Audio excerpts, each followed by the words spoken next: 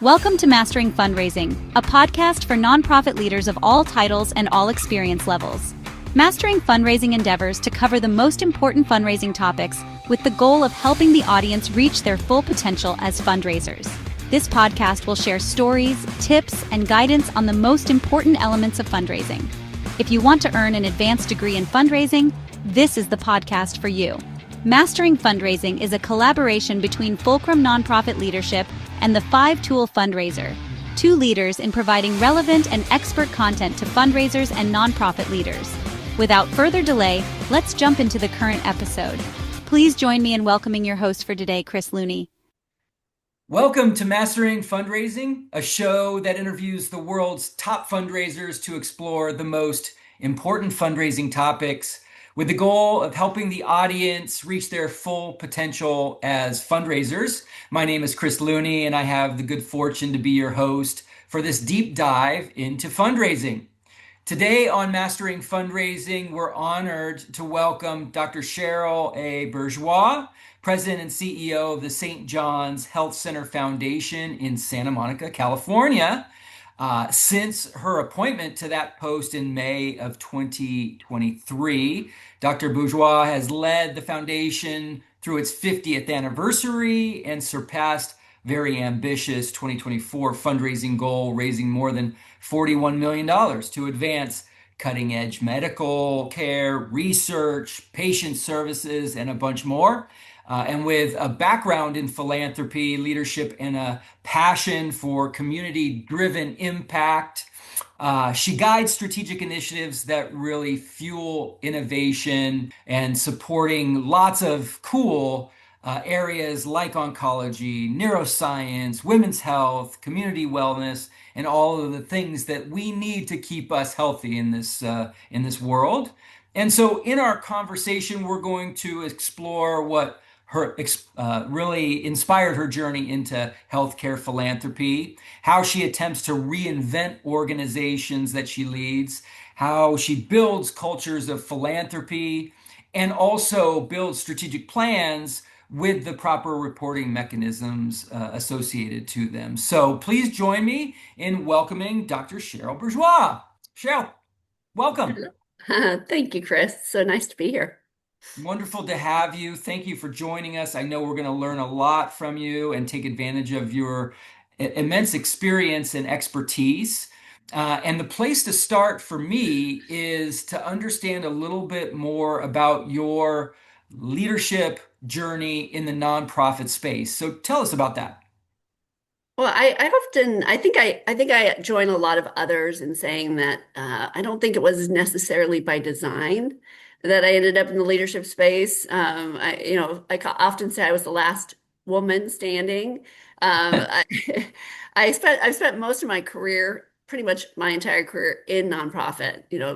Starting with organizations like the Muscular Dystrophy Association, City of Hope, UCI, and found myself at Chapman University. And two of my more senior supervisors, the head of the advancement team and the second in command, both pretty much simultaneously left the organization during kind of a struggling period of a large capital campaign, the largest in the institution's history. And I was the most senior person remaining and was tapped to serve an interim role and then asked to serve the permanent role of vice president.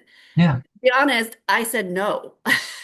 I said no originally because I didn't think I was ready. And to be Very honest, good. I don't think I was ready. And Fair. But I just the president at the time, persuaded me to take the job, and I kind of felt like I was operating a fast-moving train while running beside it. Right. And went through all of the feelings that you do when you're learning something new and still having to guide it, the imposter syndrome. And I made so many mistakes, and I took risks that I didn't know otherwise not to take. Very good. And I try not to make the same mistakes more than once. Perfect. Yeah, exactly. And so, and I ended up being there for more than 20 years. And so, Amazing. I think it ended up working out, but I certainly don't think that Yeah. I don't think it was by design. Understatement. Yeah. Yeah. Well, that's good. I mean, shame on anyone that thinks that a leader can thrive without making mistakes. Mistakes are just a part of the game. Learning from them, as you said, and not making them Right. again is probably what distinguishes pretty extraordinary leaders. I don't know anyone in leadership that hasn't made their fair share of mistakes. Some of them very big. Right. And no, and being comfortable not knowing all the answers. I think that's the the advice I always give to new leaders is you don't have to know all the answers. You just have to be willing to ask and you have to Yeah. be willing to seek out the answers. Because I think some of the smartest people in the world still ask questions, and Yeah. being comfortable with Yeah. that.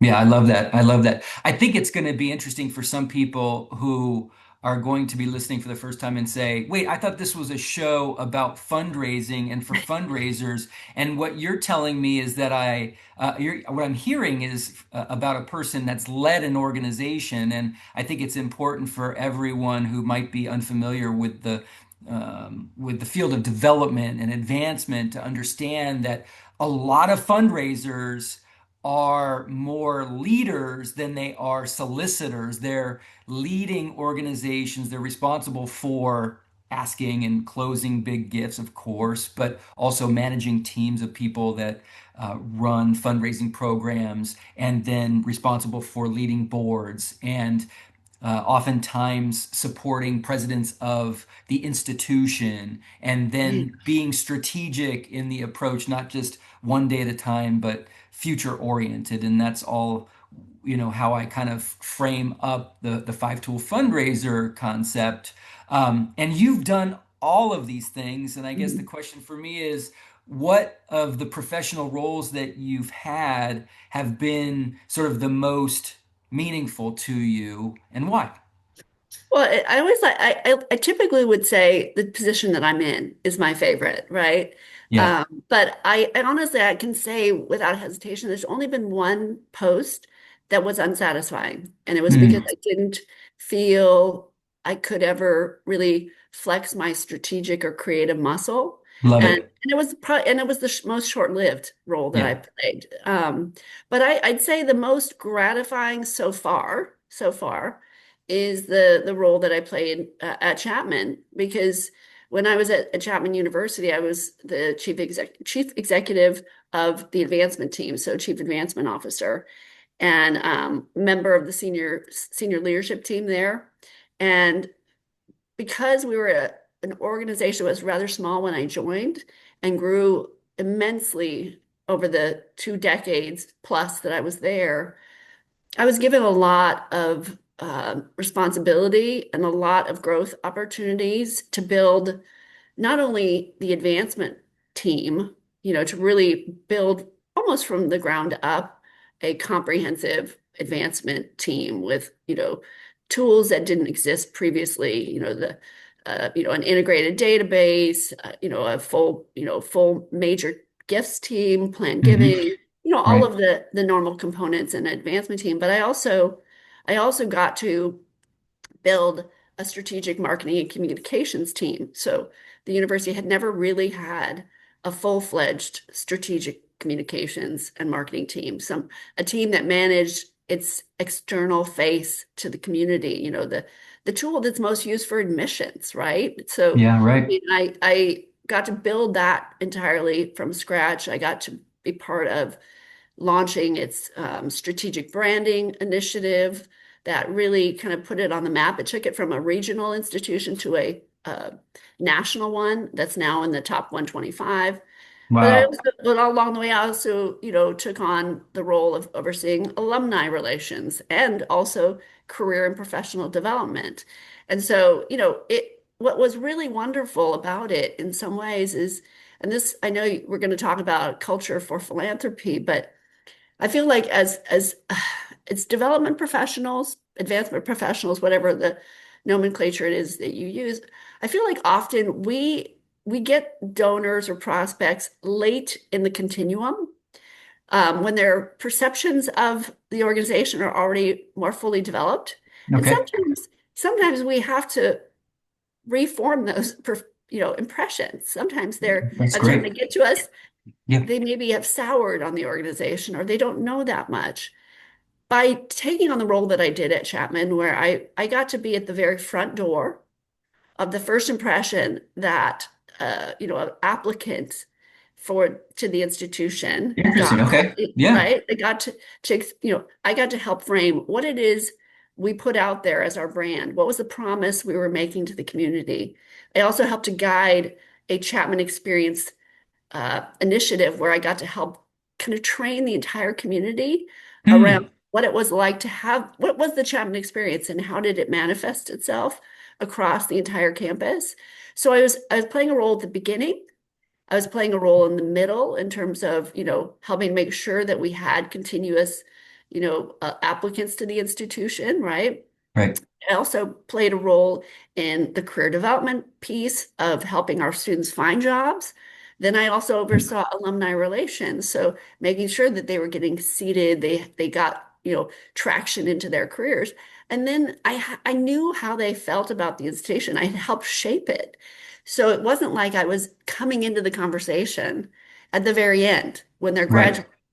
I got to play a role in the entire continuum and then help to hopefully nurture it into the next stage, which is giving back to the institution and also hopefully, ultimately becoming a planned gift, donor so that we'd have that entire continuum. So to me, that was, and that's why now at my new role at St. John's, I'm doing a lot of the same things. I'm, I just launched a strategic marketing and communications team. We just launched a new brand. So I'm using all of those tools now in the Yeah. healthcare space. So I would say so far Chapman was my finest role or most special role, but I'm getting to use some of those things now in Yeah. the Yeah. current.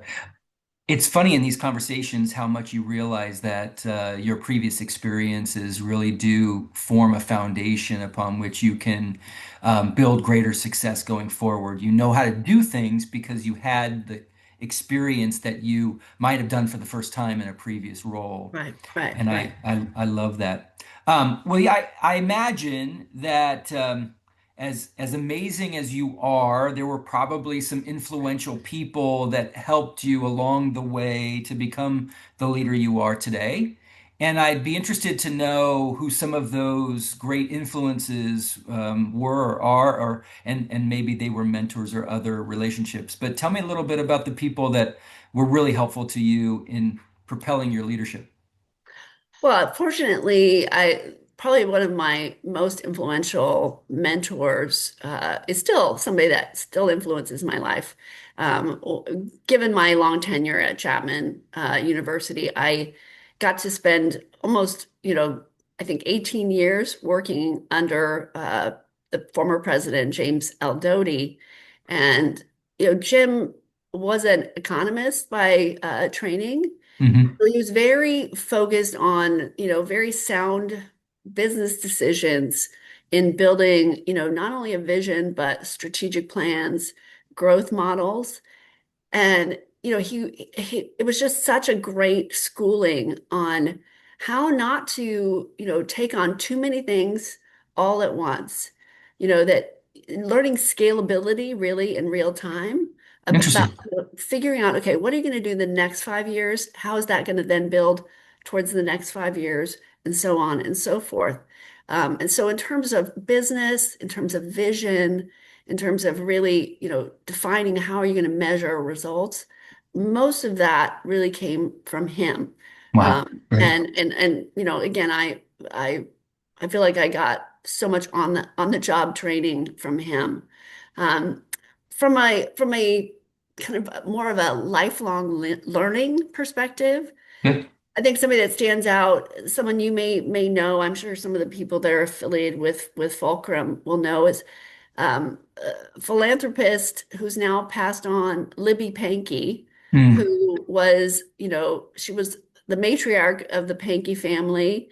And, she and her husband, Ed, were agricultural people that turned real estate developers, as so many of the people in Orange County, Southern Right. California, Yep. became. But I mean, Libby was ahead of her time when she passed on in 2021. She was 104 Oh my years gosh. old, and I feel so blessed that I got to spend, probably 20 years, you know, being educated by her on life. I mean, Yeah. this is a woman who went to college. She went to Pomona College. That was not that common for women to go to college and get a degree. And then she joined her husband and was really an equal partner in their business. She was in the World Affairs Council. She traveled the world. She, ate dinner with kings and prime ministers, but she also, was scuba dived and learned to fly her own plane. And really the message, the theme of what I'm saying is she up until her final breath was open to new ideas, open to learning. She loved music and dance as much as she did politics, and she never had an ill word for anyone. I can never recall her ever having an ill word. It was always she was always so optimistic, and the first thing she wanted to know was how you were. It was about how you were doing. She never talked about herself unless you really ask her, because she was so fascinating. So to me, that having kind of that the yin and yang of those two individuals Yeah. has Wonderful. been incredible. That's great. That's great. Well, you have experienced much, a variety, and learned from people, learned from roles, and been involved in so many different aspects of fundraising and leadership. I'd love to know if you've sort of developed your own philosophy on nonprofit leadership or even fundraising. Oh, I'll make it broad for you. Like what have you learned, or what kind of foundational principles would you say are critically important? Well, I think that I would say first and foremost that we shouldn't treat nonprofits any differently than we would treat any other business. Okay. I feel like sometimes there's a belief that a nonprofit you have to kind of, discount or reduce expectations. I think we need to set our sights high. We need to, strive to be the very best, just as any other company would. Yes, we're nonprofits, but that doesn't mean we can't be profitable. We may not We're have, for purpose. right, Nonprofit right. only means for purpose. Right, exactly. And so, but I think that, that we get caught up in this. How much does it cost to raise a dollar? If you go over 25 cents, then that means you're not being successful. We don't have shareholders, but we have stakeholders. And I think those are even more important as lead and guide an organization that is so purpose driven. In fact, we need to be even more efficient, I think, than other companies in how we operate. Right. We need to hire good people, and we have to pay them well. So, we can't just expect to get, mediocrity will breed mediocrity. So I think that, my philosophy is learn from the best in the business. Don't we're all in an experience economy, just as Amazon or Disneyland or something, other organizations are. How is our experience going to be infinitely better than someone else's? There's always going to be companies or nonprofits or other competitors that are scrappier, hungrier, and ready to eat your lunch. So are you seeking for continuous improvement? Are you always seeking to evolve? Because if you're not, it's very likely that you're gonna start to fall behind. You're gonna become Mhm. static. So that's always been my philosophy is continuous improvement, doing better than you did yesterday, Yeah. um, and we're always looking forward. What's the next? Where can we be next? And kind of never arriving.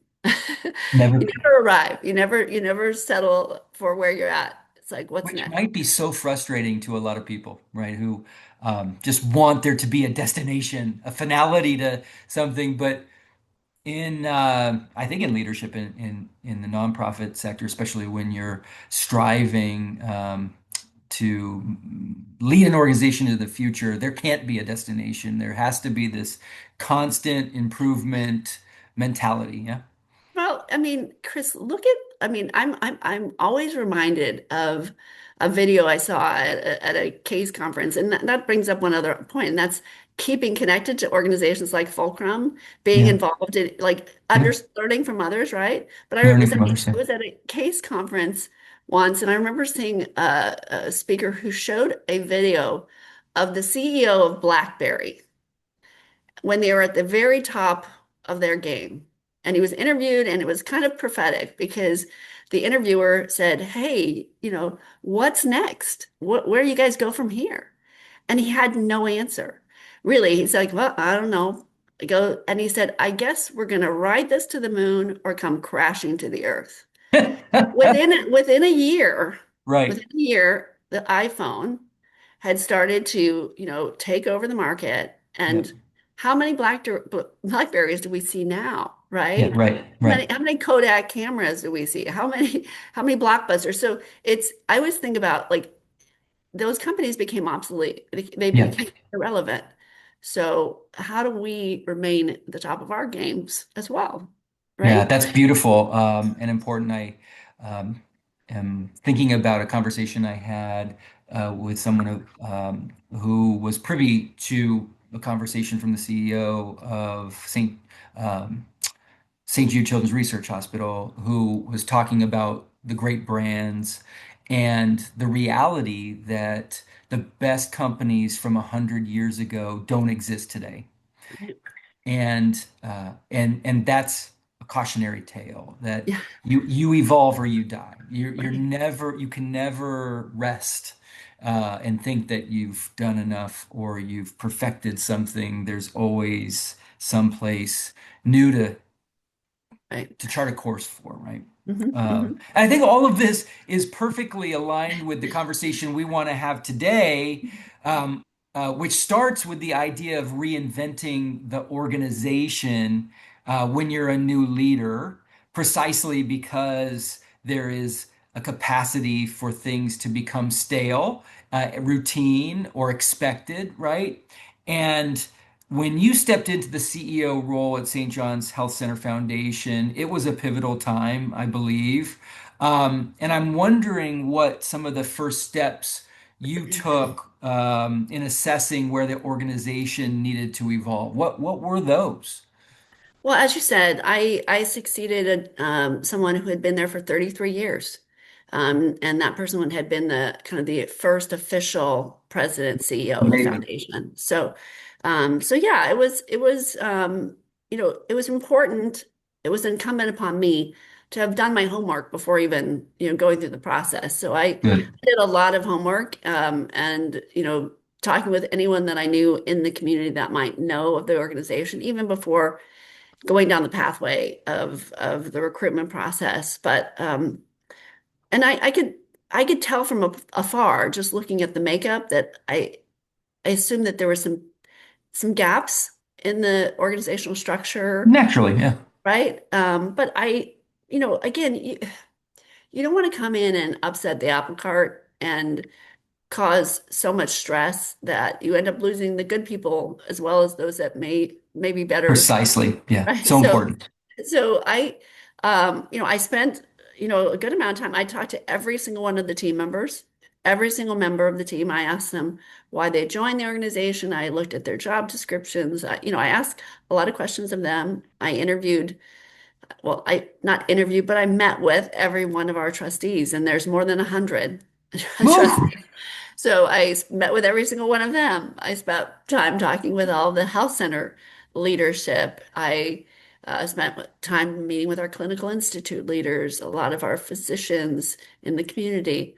I just spent a lot of time trying to understand what was the culture, what was the place like, what made it, were my assumptions true? Hmm. Were they Good. accurate? Did I miss anything?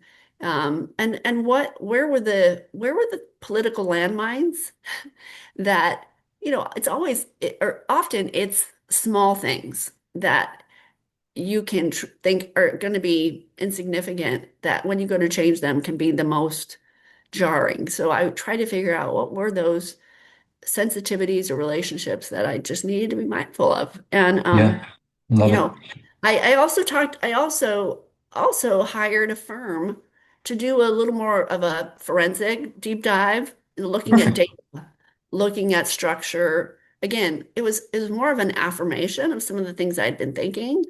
And it was powerful for me then to speak with the board and say, here's the direction I think we need to take. Here are the challenges I think if we don't make these changes, here's because the board was very, very interested in seeing change. They wanted to see growth. And so, but I wanted to show them the way and also make them aware that this was going to end up, there is going to be a little, disruption. Yeah. You can't make change without there being a little bit of disruption. We're going to try and manage it, but to be mindful. And that's how we got started. Yeah. That's great. So I think it's important to understand that people were looking for some level of evolvement. Right. You were able to develop a roadmap for the future based Right. on your listening tour.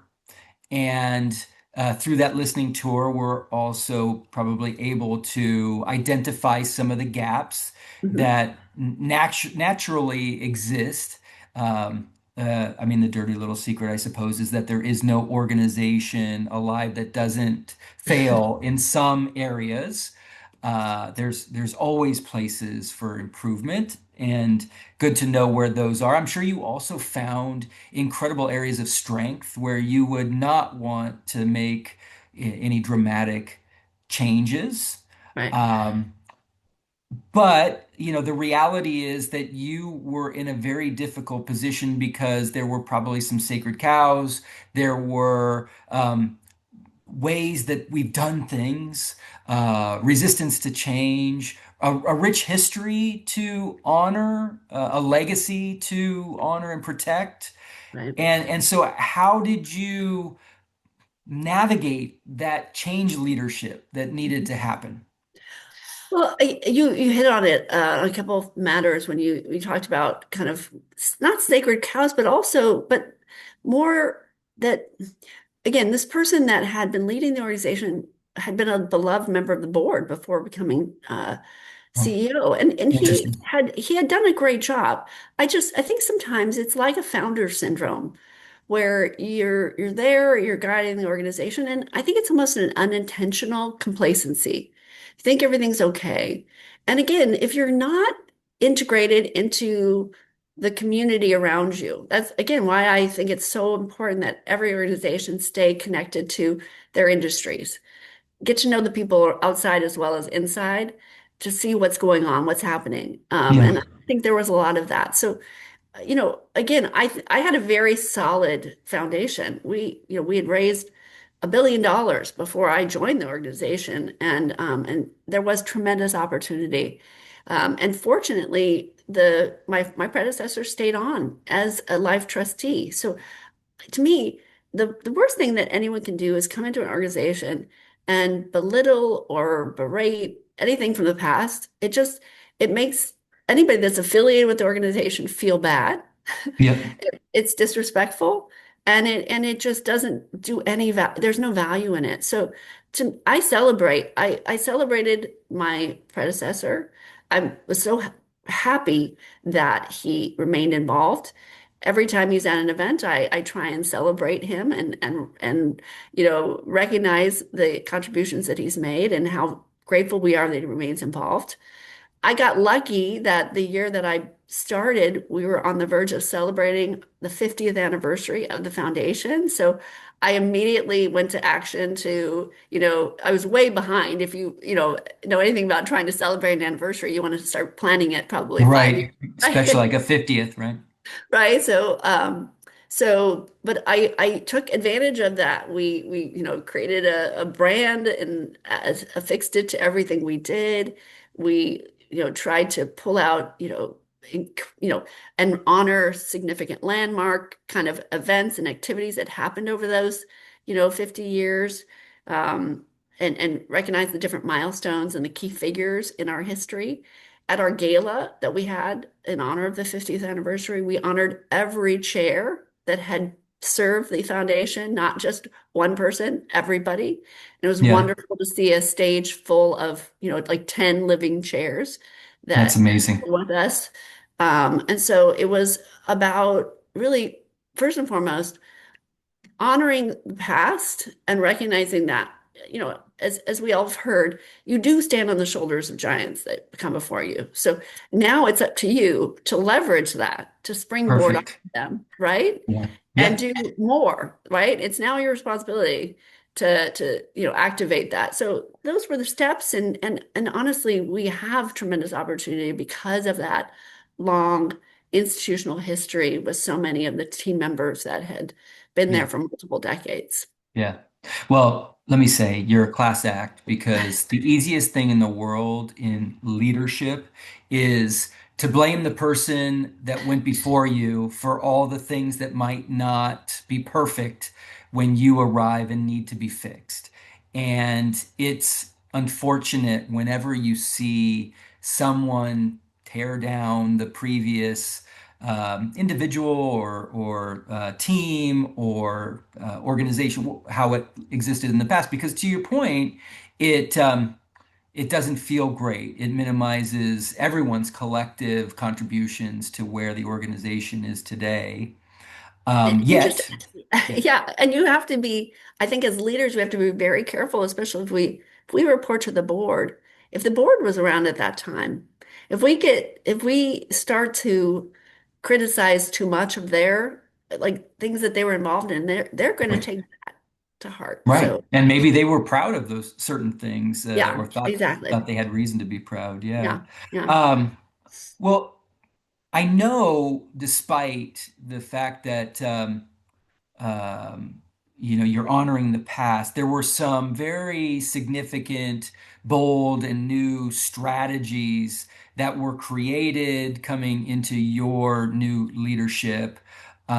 And I was interested in kind of exploring how you made certain tough decisions around staffing programs, priorities.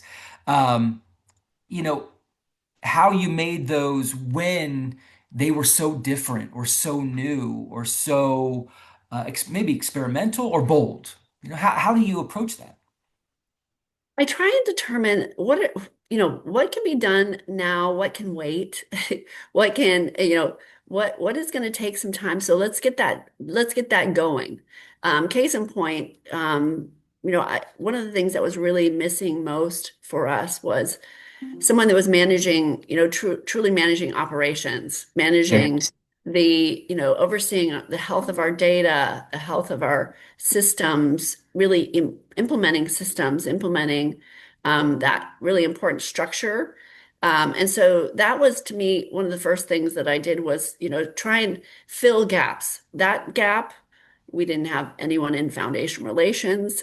We didn't have anyone in annual giving. So to me, Got what are it. the fundamental, positions that make up the operation? How quickly can I get those people up and running so that I can concentrate on some of the longer term, you know, uh, changes that I might not be able to make right now. But is there a significant risk? Is it working okay?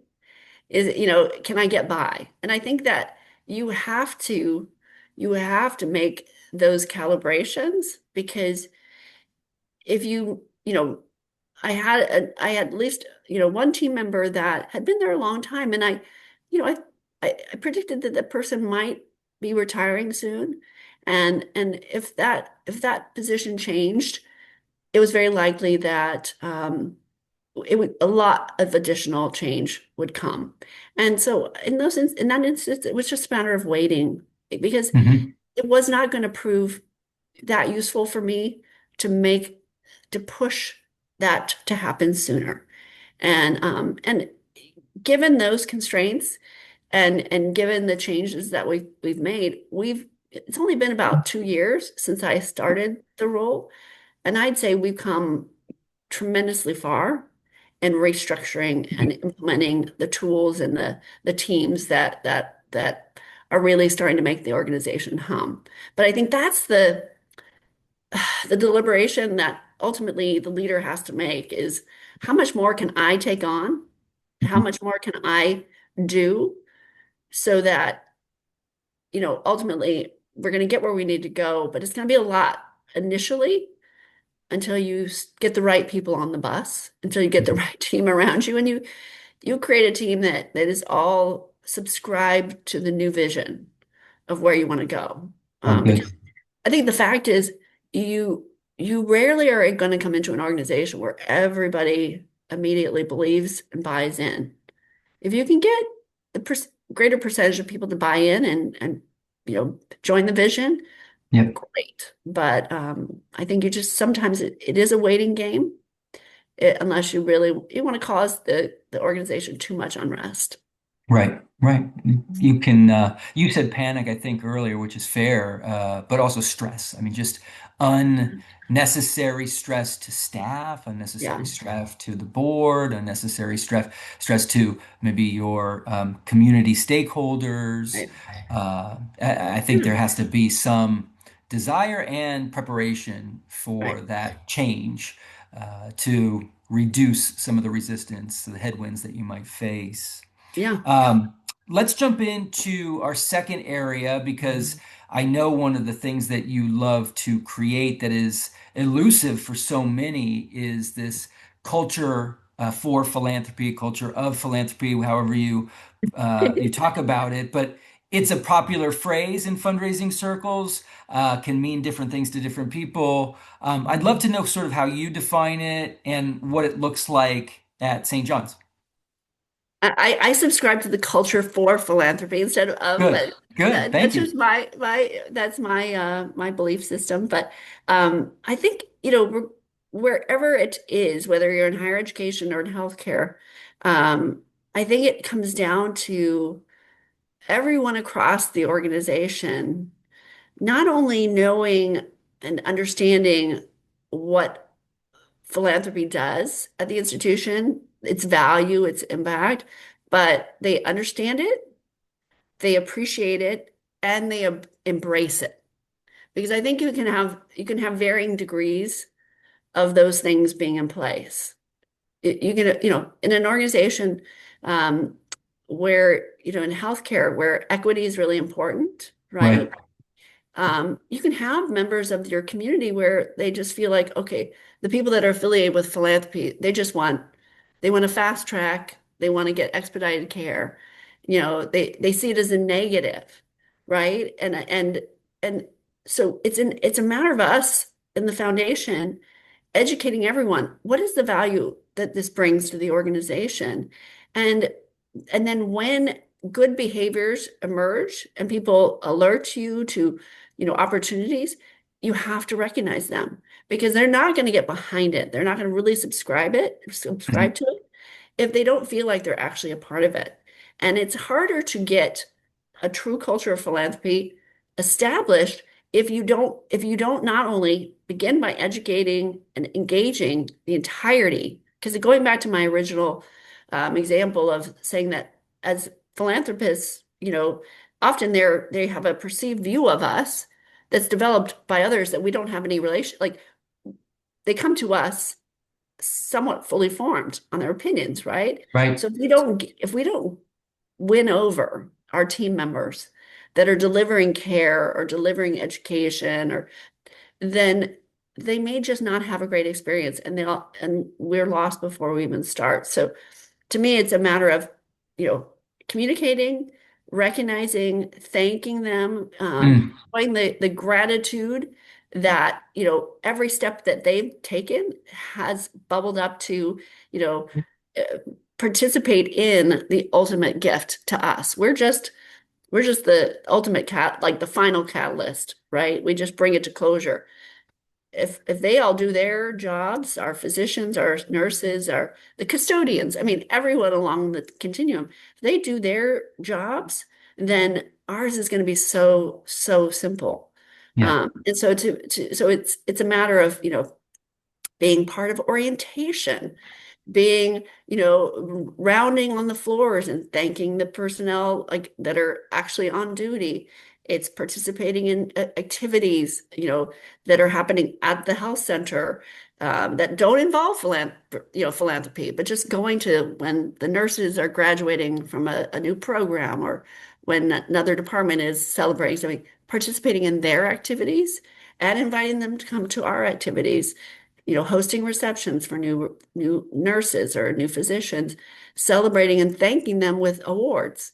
So it's a matter of, you again, it's never settling, constantly doing those things where you're awarding great behavior, celebrating it, and then you come back and you do it all over again. So I want to make sure we leave enough time to talk about strategic plans. So let's jump into that conversation right now. Strategic planning for fundraising isn't just about setting goals, it's about creating clear accountability. And I'm wondering, how do you approach building a plan that's both aspirational and measurable?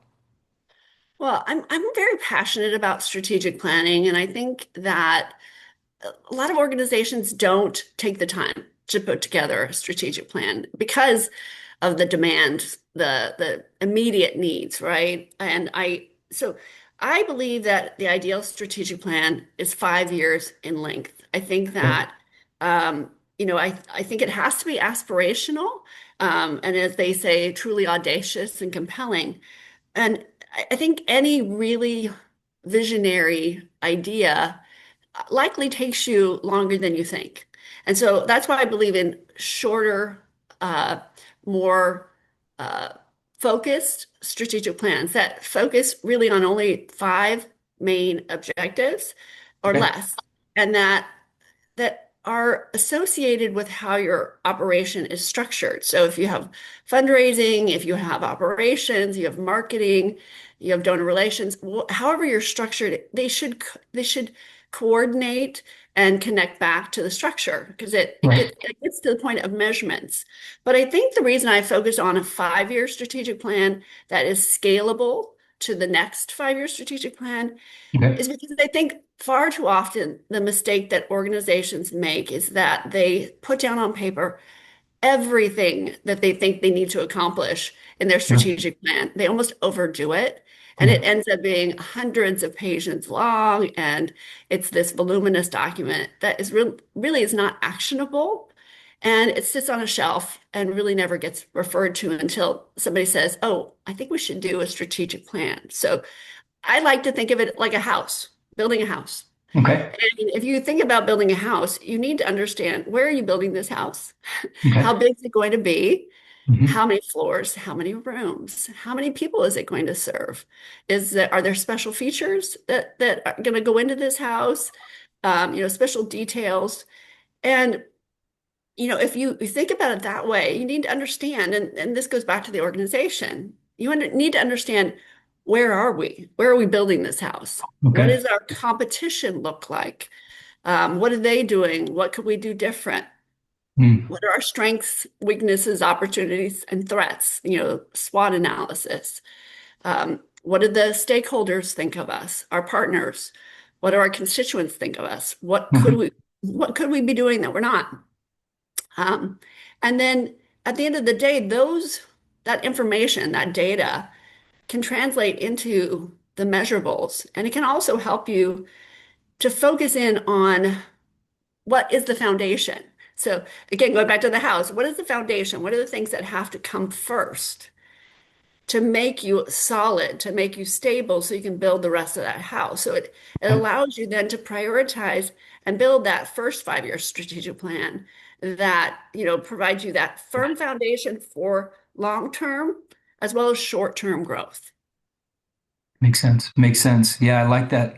And there must be Mm. certain metrics, KPIs that you have to place into this plan to help keep you accountable, to help you measure your results, to help you share those results with your board and leadership team. Talk to me about how you evaluate your progress, how you evaluate success. What do you measure?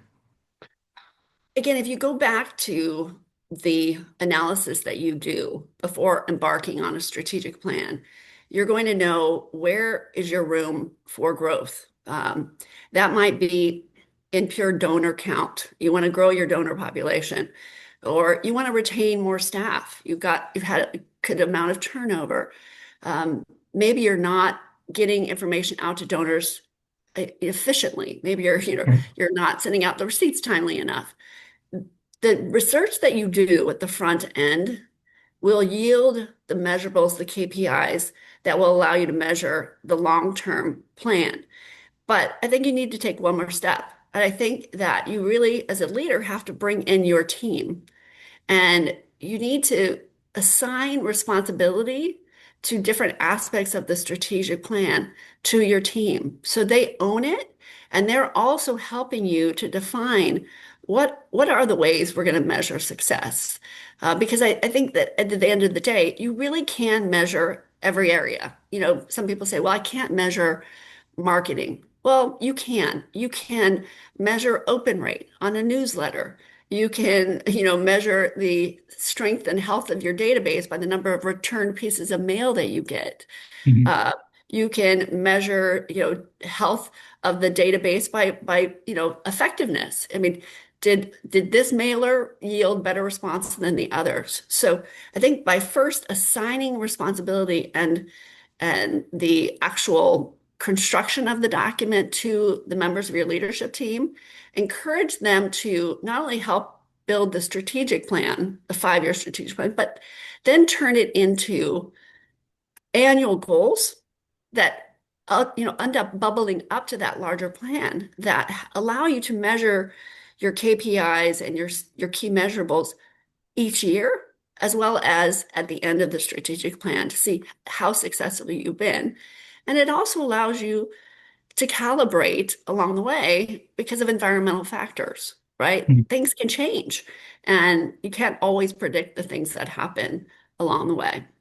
Yeah, well, you would know that well given the LA fires that occurred. I'm sure you did not factor an event like that into your strategic plan, so your plans have to be nimble enough to adapt to those environmental changes that you can't predict. Exactly. I mean, I don't think any of us would have seen that coming. And I think that it has affected because we kicked off our most recent strategic plan at the beginning of this year. Mhm. And our, you know, like many, one of our key drivers was to generate more philanthropic support. We wanted to go from raising about 30 million to 50 million. And I would have said that we were well on track to do that at the beginning of this year, but we lost about 25% of our population of donors from last year who lost homes. We know that based on their zip codes, those Right. homes are no longer there. So you need to be able to be prepared for those kinds of changes. Yeah, that's amazing. Well, getting back to your team and Mhm. their goals, their activities, I'm wondering how you align their activities, their goals, their functions with the overall strategic plan goals. Well, again, because they're part of the planning process and really they own. Our plan is made up of 5 main objectives. The Okay. first is really focused on our operation. It's focused on how do we create the best possible systems, operational structure, how do we adopt the best tools, all those kinds of I things from love finance to I love operations. I love that because I feel like too many fundraising operations, organizations, um, miss or don't understand the value of systems, just what it takes behind the scenes to make that sausage, to make things so great to the donor, to the prospective donor. So I love that's the first kind of thing that you focused on. Well, I heard a quote recently, and I I'm going to fully adopt it going forward. And that is, ideas are easy, execution is everything. And I think that goes back to why we have to make operations and our structures absolutely essential, because it is the foundation. Going back to the house analogy, is the foundation for building the house. Without it, we are not going to have a stable foundation. We're not going to have a stable infrastructure to build that house. And so we start with that. But each of the pillars. So I said operations was the first one. The second was really focused on culture, creating the culture for philanthropy that is essential, because we can't do this work alone. The third pillar was on fundraising and being donor focused, donor optimized, opportunistic in terms of how we've been operating, because our goal is ultimately transformative philanthropy, and we've been too much focused on transactional philanthropy. Fourth was building a better and stronger brand for the institution.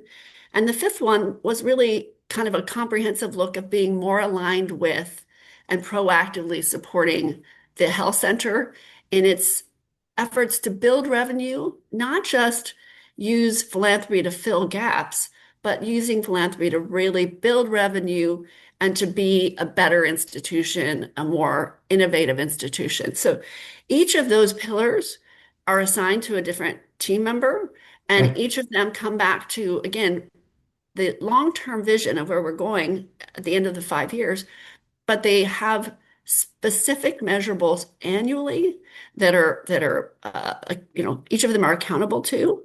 And one of the things we really try to do is we report not only to our board, but we've encouraged each of our leaders to encourage their team members to have their own goals. But we also highlight the achievements of the strategic plan in smaller ways at staff meetings, in monthly newsletters to the team members.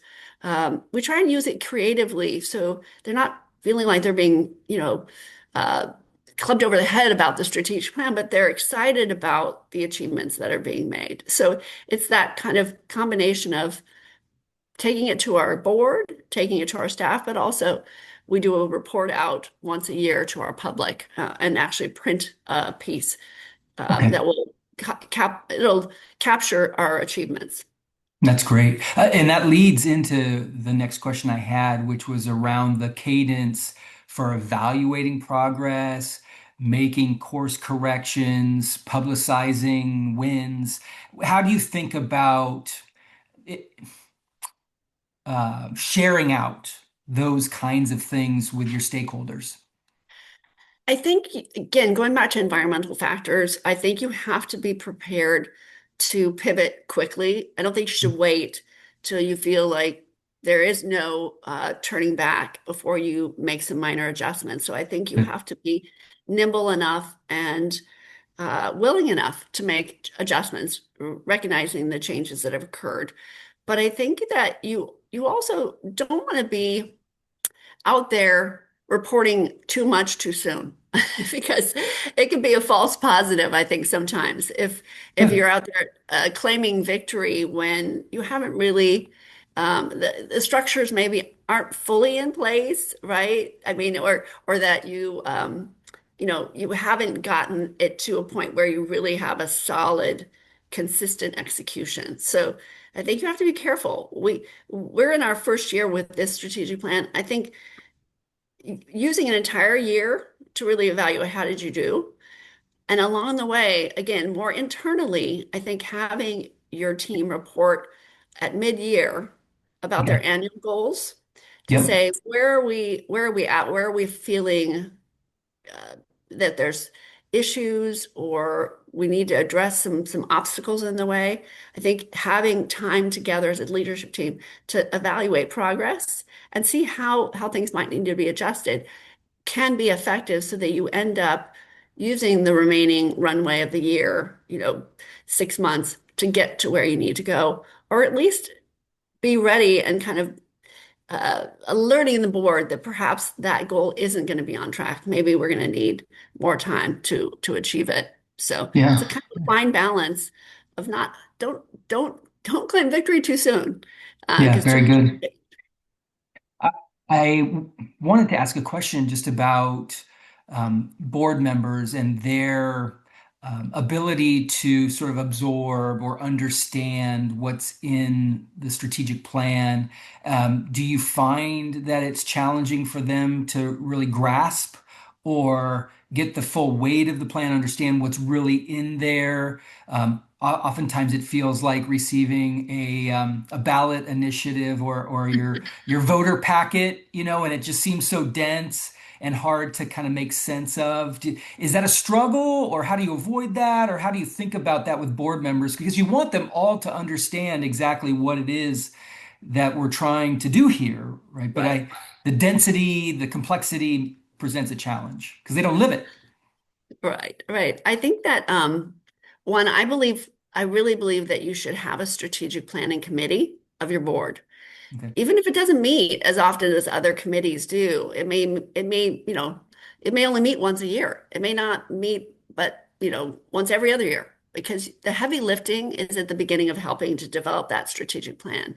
And while again, the board is not going to be doing a lot of the detail work, having them there and hearing where the challenge is, where are we starting from, what has the past told us? Because I think sometimes board members, even if they've been involved for a long time, the staff maybe hadn't communicated that there had been a decline in giving. There had been a decline in number of donors. When you show them the charts and you do that homework and you show them, here's the starting point, here's where we were, here's where we are, and here's where we want to go. And this is going to be an uphill battle.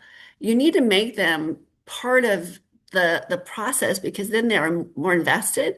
So I think you start with a strategic plan committee and you also then, I think, need to present the plan in an executive summary format for the larger board and the constituents. The two ways we've done that is we used a very public retreat where it brought together a large portion of our board where we kicked off the plan because it was our first as an organization. We shared it in an executive summary. I presented it with my strategic planning chair, committee chair, and we presented it to everybody. We explained why were these the objectives, why were these Right. the initial goals, and then we also shared it with our larger donor constituency at a State of the Health Center event, because the more we make them aware of it and show them how they can be part of it, how they own it, how they're, contributors to that success, not just staff. I think it makes it more real and it makes them feel prouder and of it and or sad if something doesn't get achieved. They want to see it be successful. So I think you really do need to make them owners in your vision. Yeah, that's great. And I know you've done some great publications where you've attempted to really make it very brief, I Hmm. suppose, Hmm. and clear what those strategic goals are. You've probably also figured out ways to show where things are in great shape, where things are needing some more work and where we may be falling behind or need to pay a little more attention. Probably you've figured out Well, all kinds of things like that, right? well, thank you for mentioning that because I think a strategic plan has to be such a part of your daily operation. It should be so easy to remember exactly what it is you're trying. Like, it should be that easy. It should be It that should be, yeah. integrated, and it should be, if you start to hear it come back to you from your constituents or your board members, they're reciting it to you, uh, then you know you've achieved something because it has become part of the culture and everybody is kind of rallying for that success. So yes, you have to find ways. They don't have to be hard, they don't have to be long. The simpler you make it, the better it will be, the more apt it will be to live and continue to grow That's in your great. community. That's wonderful. Yeah. I know that a lot of nonprofits struggle to integrate financial reporting, donor stewardship, and fundraising performance into a cohesive picture. Mhm. How have you tackled that challenge at St. John's? Well, I think that you have to just there are simple ways to turn things into dashboards. And whether it's a weekly gift report that shows you where you stand financially towards your goals and firm believer in the red light, green light, yellow light, right? Yeah, Make it crystal clear. We're ahead here, we're down here, we're kind of just, in the middle. We seem to still be making progress, but we can't right, claim right. victory or failure, right? So I think those are the things that have to be translated. And the more public I think you make it for the team, especially, be that the executive committee of the board or the board of trustees or your team at the foundation or organization. Just get it out there. And again, it depends on the dashboard, but things like weekly giving, we put out once a week, comes out every Monday morning. And, broader, more in-depth information is generally provided quarterly at Okay. board meetings. And in between, we try and highlight successes so that people remember that ultimately our goal is to increase the number of donors that we have, and that we want to increase the number of new donors, and we want to increase retained donors, right? So those are simple things that everybody can, recall, and can easily be translated into something that we all get regularly. Just keeping it as simple as possible, I guess, is the best way to put it. Well, that's great. I mean, keeping it simple, yes. But the fact that you're using dashboards, which I love, is so great. It's not a novel concept, I know, but it's one of those things that is a differentiating factor. I've always believed that what gets measured gets movement. I, of course, did not coin that phrase, but it's so valid and necessary. And these dashboards are so great because they bring to life Mhm. numbers and progress in a way that is much easier to interpret for a layperson who doesn't necessarily understand all the jargon and all of the things that other people might understand who are in the business, right? So I guess what I want to make sure is that I didn't leave anything off, that you feel particularly compelling and something that just needs to be shared with our audience about strategic plans. Going back to the beginning, take the time to do them. Take the time to step back and assess where you are. The the biggest aha moment for us when we did our strategic planning process was looking at the past, going back 10 years and seeing how many people were giving, how many were new donors, how many came, in at what levels, and really Great. understanding where have things, because it's kind of like slow creep, right? You may not know your I mean, I'm sorry to use the house analogy, but your foundation may be slipping and maybe moving. Sure. It might be Right. a crack, and you haven't really been minding things because you're not looking back. You need to look back on occasion, and you also need to look outward at your competition and what is happening around you. Have you evolved enough to keep up with the competition? Are you trying to be too many things to too many people? Could you focus and be more effective at fewer things? Mhm. So take the time to do it, because I feel like we're all on this hamster wheel of life that we feel like we have to, it's about actions, it's not about outcomes. And Right. so strategic plans, while they're tough, they're not easy, and it's going to take a lot of time to get it right. It will be so valuable in how you then chart your course and pathway forward. I love that. Such good advice. These strategic plans, as you just shared, are a great way to understand the history so you're not damned to repeat it Right. and improve upon it. Be outwardly focused so that your stakeholders have an understanding of what you're trying to accomplish, and also bringing everyone together inside the organization so you're all rowing the same direction, right? So how many analogies can I potentially use? Exactly. Right? I But just used that boat analogy the other day because you're exactly right. Everybody yeah, has to be but rowing together. So yeah, let's know where we're going. First, let's figure out where we're going. right. Let's figure out the destination and row together to get there. Yeah, I love Exactly. it. I love it. Well, Cheryl, thank you for being such a force for good. Thank you also for being such a great teacher and mentor to so many others. Your impact in our industry is beyond measure, and I hope this interview will continue to bless future nonprofit leaders out there. And unfortunately, though, that concludes our conversation today. But I did want to encourage everyone out there to like this podcast if you like it, and also look for our other podcasts like Lead for Good and the Nonprofit Edge. We want to bring great content that helps nonprofit leaders out there understand how to level up their capacity to be great executives and leaders in the world. So again, this has been Mastering Fundraising, and look forward to seeing you all again very soon. Thank you for joining this episode of Mastering Fundraising.